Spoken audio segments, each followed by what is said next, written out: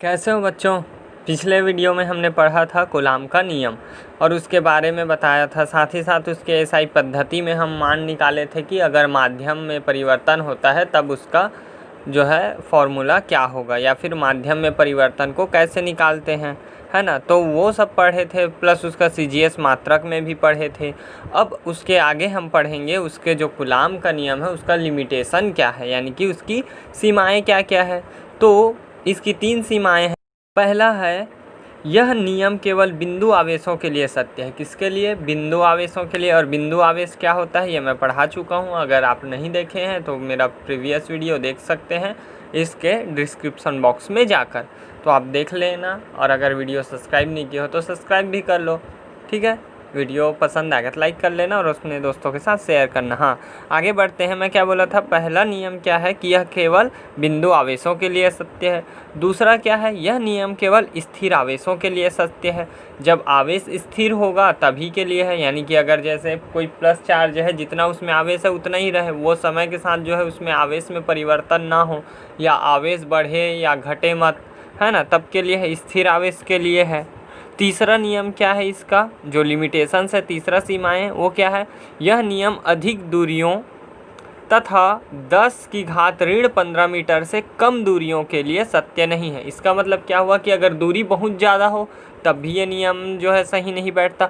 अगर दूरी बहुत कम हो, यानी कि अगर दो आवेशों के बीच की दूरी इतना कम कर दें कि वो दूरी कितना हो जाए, 10⁻15 मीटर, तब उसके लिए भी ये क्या काम नहीं करता। क्यों नहीं करता? क्योंकि नाभिकीय बलों की उसमें क्या लग जाता है, प्रधानता हो जाती है, यानी कि नाभिकीय बल उस पर ज़्यादा पावरफुल हो जाते हैं। तो इसलिए वो नियम जो है, कार्य या आवेश पर जो नियम लगना चाहिए वो नियम नहीं लग सकता। कूलाम का नियम जो है, ये इसके क्या है, 3 जो है मेन बेसिक क्या थे, लिमिटेशंस थे। ये तो हो गए उसके लिमिटेशंस की बात। अब पढ़ेंगे एकांक आवेश को। तो बात करते हैं हम लोग एकांक आवेश की। तो एकांक आवेश को अगर मैं एसआई मात्रक में लेता हूँ, ठीक है, एसआई मात्रक में, तब फिर मेरा एफ का वैल्यू क्या हो जाएगा, फोर्स जो है क्या होगा, 9 × 10⁹ इंटू Q1 Q2/r²। ये क्या है, मेरा फॉर्मूला है, ठीक है। तो ये वाला जो फॉर्मूला है इसमें अब क्या मानता हूँ मैं, क्योंकि एकांक आवेश बात कर रहा हूँ यूनिट आवेश की, ठीक है, यूनिट चार्ज की बात कर रहा हूँ। तो जब भी यूनिट चार्ज की बात होती है तो इसमें जो आवेश होता है वो क्या हो जाता है, एक बराबर हो जाता है, यानी Q1 और Q2 क्या होना चाहिए, मेरा बराबर होना चाहिए। तो आवेश मेरा Q1 इक्वल टू क्या हो जाता है, Q2, और साथ ही साथ Q2 इक्वल टू Q, यानी कि ये और ये आवेश दोनों क्या होते हैं, एक ही आवेश हो जाते हैं, सजातीय आवेश हो जाते हैं। दूसरा, इनके जो बीच का दूरी है ये R क्या हो जाता है, 1 मीटर हो जाता है। R कितना हो जाता है, 1 मीटर हो जाता है। ये पॉइंट नहीं लगेगा ना, ठीक है, 1 मीटर हो जाता है। तो जब ये दोनों चीज़ का तीनों चीज़ हो गए, इसके वैल्यू हमको मिल गए, तो मैं अगर इसमें वैल्यू पुट करूँगा तो क्या मिलेगा, 9 × 10⁹ इंटू क्या हो जाएगा, Q × Q/1²। तो इसको सॉल्व करूँ क्या मिलेगा, 9 × 10⁹ इंटू Q²/1 ये होगा। भूल गए हूँ तो F का वैल्यू क्या होगा, 9 × 10⁹ न्यूटन।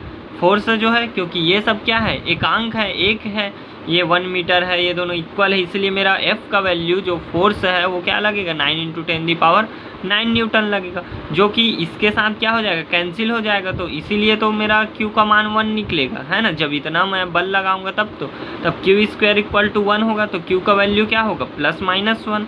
तो थ्योरी क्या है, यदि समान परिमाण के 2 सजातीय आवेश वायु या निर्वात में 1 मीटर की दूरी पर स्थित होने पर एक दूसरे को 9 × 10⁹ न्यूटन के बल से क्या करे, प्रतिकर्षित करे, तो प्रत्येक आवेश एकांक आवेश कहलाता है।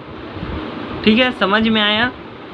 अरे भाई इधर देखो, ये Q1 है, ये Q2 है, इन लोग के बीच की दूरी कितनी है, R है, और इसका भी वैल्यू क्या है, Q के बराबर है, इसका भी वैल्यू क्या है, Q के बराबर है। तो दोनों क्या है, सजातीय हुए, यानी कि ये भी प्लस में है तो ये भी प्लस में, अगर ये माइनस में है तो ये भी माइनस में। तो जो दो सजातीय आवेश एक ही बराबर के वैल्यू अगर हैं और उनके बीच की दूरी क्या है, 1 मीटर है, तब इनके बीच अगर 9 गुणित 10 की घात 9 9 × 10⁹ न्यूटन का अगर बल लगता है और क्या करता है, अब शायद जाहिर सी बात है एक समान आवेश है तो प्रतिकर्षण ही होगा। तो जब ये इतने पावर से 9 गुणित 10 की घात 9 न्यूटन के बल से अगर प्रतिकर्षित करता है तब वही एकांक आवेश कहलाता है। बस इतनी सी बात है। अब जानते हो ये आवेश का मात्रक क्या होता है, कूलाम होता है। ये SI मात्रक है और इसको छोटे रूप में मापने के लिए क्या करते हैं, इसको माइक्रो कूलाम बना देते हैं। छोटा रूप इसका क्या होता है, ऐसा कुछ लिखाता है, ठीक है, माइक्रो कूलाम। जब CGS पद्धति में मैं बात करता हूँ अकॉर्डिंग टू CGS, ठीक है, तो जब मैं CGS के बारे में बात करता हूँ, सेम होगा। फॉर्मूला क्या है मेरा, F = Q1 Q2/r², यही है, ठीक है। अब क्या होगा, यहाँ F का वैल्यू क्या होगा, 1 डाइन होगा, क्योंकि मैं किस में बात कर रहा हूँ, CGS पद्धति में बात कर रहा हूँ। और Q1 बराबर वापस से वही होगा Q2 बराबर Q, ठीक है, ये दोनों का वैल्यू Q के बराबर होगा। और फिर R बराबर, यहाँ पे देखना, वहाँ 1 मीटर था, यहाँ पे क्या होगा, 1 सेंटीमीटर, यही होगा। तो यहाँ पे क्या मिल जाएगा, 1 बराबर Q × Q/1 का स्क्वायर इक्वल टू, ये क्या मिल जाएगा, Q² = 1 और फिर Q इक्वल टू क्या हो जाएगा, +-1, ये हुआ। अब इसके लिए भी वापस से Q इक्वल टू मैं +1 भी लिख सकता हूँ और -1 भी लिख सकता हूँ। अब समझना इसका परिभाषा क्या होगा, तो जो किए हैं सेम वही लिखते हैं। क्या, यदि यहाँ पे आओ, यदि समान परिमाण है के दो सजातीय आवेश, ठीक है, अगर ये समझना Q अगर समान परिमाण के दो सजातीय आवेश 1 सेंटीमीटर की दूरी पर हो, किसमें, 1 सेंटीमीटर की दूरी पर स्थित हो, वह एक दूसरे को एक डाइन, कितना, एक डाइन के बल से क्या करे, प्रतिकर्षित करे, और ये स्मॉल d रहेगा, एक डाइन के बल से क्या करे, प्रतिकर्षित करे, तो प्रत्येक आवेश एकांक आवेश कहलाता है। ये किसके लिए हो गया, CGS पद्धति के लिए एकांक आवेश का जो है परिभाषा। ओके, अब आवेश के इस मात्रक को स्थिर वैद्युत मात्रक आवेश यानी कि इलेक्ट्रोस्टैटिक यूनिट ऑफ चार्ज, इसको शॉर्ट में क्या बोलते हैं, ESU, ठीक है, कहते हैं। और इसी को क्या कहते हैं, स्टेट कूलाम कहा जाता है, ठीक है। तो अब बात करते हैं परावैद्युतांक की, डाई इलेक्ट्रिक कांस्टेंट की। तो इसका परिभाषा मैं पहले भी बता चुका हूँ, अभी बता रहा हूँ। वायु या निर्वात में निश्चित दूरी पर रखे दो आवेशों के मध्य लगने वाले बल और किसी माध्यम में उतनी ही दूरी पर रखे उन्हीं दो आवेशों के मध्य लगने वाले बल के अनुपात को माध्यम का परावैद्युतांक कहते हैं। पहले उसी आवेश को, वही दोनों आवेश में उतना ही दूरी पे जितना बल लगता था, ठीक है, और अभी माध्यम बस चेंज हुआ है, सेम आवेश है, दूरी भी सेम है, तो जितना बल लगता है उन दोनों के अनुपात को ही क्या कहते हैं, डाई इलेक्ट्रिक कांस्टेंट कहते हैं, उनके रेशियो को, ठीक है। ऐसे समझो F = क्या है, 1/4πε0 × Q1 Q2/r², यह है इक्वेशन फर्स्ट। लेकिन जैसे ही मेरा माध्यम चेंज होता है, मीडियम चेंज होता है, F1 = क्या हो जाता है, 1/4πε0 × 1/εr × Q1 Q2/r², ठीक है। अब यहाँ पे समझने की कोशिश करना, मैं क्या बोला हूँ, आवेश वही होना चाहिए, दूरी भी वही होना चाहिए, बस क्या हो रहा है, माध्यम बदल रहे थे, माध्यम जो बदल रहा है उसके लिए ये है, ठीक है। अब जब इन लोग का अनुपात निकालूंगा, रेशियो निकालूंगा, तो क्या हो जाएगा, F/F1 equal to 1/4 pi epsilon 0 into Q1 Q2 by R square upon 1/4 pi epsilon 0 into 1/एप्सिलॉन 0 into Q1 Q2 upon R square.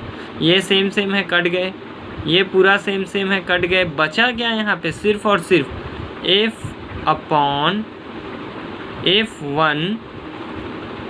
Equal to क्या बचा, ओनली एंड ओनली एप्सिलॉन 0, यही बचा है, सॉरी एप्सिलॉन R बचा है, ये R है ना,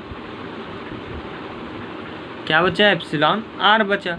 तो जब ये एक मिनट ना, ये हुआ, हाँ ये एप्सिलॉन R तो और ऊपर चले जाएगा, तो क्या मिलेगा मेरे को यहाँ पे, एप्सिलॉन R मिलेगा। ये जो एप्सिलॉन R मिला, यही मेरा क्या है, डाई इलेक्ट्रिक कांस्टेंट है, यही तो है, बस इतना ही है। अब बात याद रखने वाली बात ये है कि जितने भी पदार्थ होते हैं, ठीक है, वो सब के सब पदार्थ का, खासकर अगर एम्बर की बात करें, कांच की बात करें, अभ्रक की बात करें, पानी की बात करें, और अगर गैसों में बात करें, हाइड्रोजन, नाइट्रोजन, वायु की बात करें, ठीक है, तो ये सब के सब जितने भी हैं उसका वैल्यू हमेशा क्या रहेगा, 1 से ज़्यादा ही रहेगा, यानी कि डाई इलेक्ट्रिक कांस्टेंट या परावैद्युतांक का जो मान है हमेशा 1 से अधिक होता है। अब एक स्पेशल बात, जो धातुएं होती है, धातु जितने भी होते हैं वो सब का परावैद्युतांक क्या होता है, अनंत होता है, क्या होता है, अनंत होता है, सबका परावैद्युतांक अलग अनंत होता है। अब ये इसके बारे में कुछ जानने वाली बात देख देते हैं। तो आवेश के विभिन्न मात्रकों में संबंध देखो, 1 कूलाम बराबर क्या होता है, 3 × 10⁹ स्थैत कूलाम। मैं बात किया था स्थैत कूलाम क्या है, छोटा मात्रक होता है, ठीक है। अगला पॉइंट देखो, कूलाम ने यह नियम पूर्णतः प्रायोगिक आधार पर प्राप्त किया, अतः यह एक प्रायोगिक नियम है। और इसमें क्या लिखा है, 2 आवेशों के मध्य लगने वाले बल पर अन्य आवेशों की उपस्थिति का कोई प्रभाव नहीं पड़ता। दोनों आवेशों के मध्य लगने वाला बल दोनों आवेशों को मिलाने वाली रेखा के अनुदिश होता है, अतः कूलाम बल एक केंद्रीय बल है, सेंट्रल फोर्स है ये। दूसरा, कूलाम का बल एक संरक्षी बल है। लास्ट और अगला पॉइंट है, दोनों आवेशों द्वारा एक दूसरे पर लगाए गए बल बराबर व विपरीत हैं, अतः वे न्यूटन की गति के तीसरे नियम का पालन करते हैं, ठीक है। तो ये हो गया कूलाम के नियम। साथ ही साथ हम लोग क्या पढ़ लिए, डाई इलेक्ट्रिक कांस्टेंट पढ़ लिए, एकांक आवेश पढ़ लिए, ठीक है। तो आज के लिए इतना ही। अगर वीडियो अच्छा लगा, पसंद आया, तो प्लीज़ चैनल को सब्सक्राइब कीजिए, मेरी वीडियो को लाइक कीजिए और अपने दोस्तों के साथ शेयर कीजिए। याद रखना, इस लॉकडाउन में स्कूल बंद है लेकिन पढ़ाई नहीं, ठीक है। तो पढ़ते रहो, सीखते रहो, कीप लर्निंग, कीप वॉचिंग।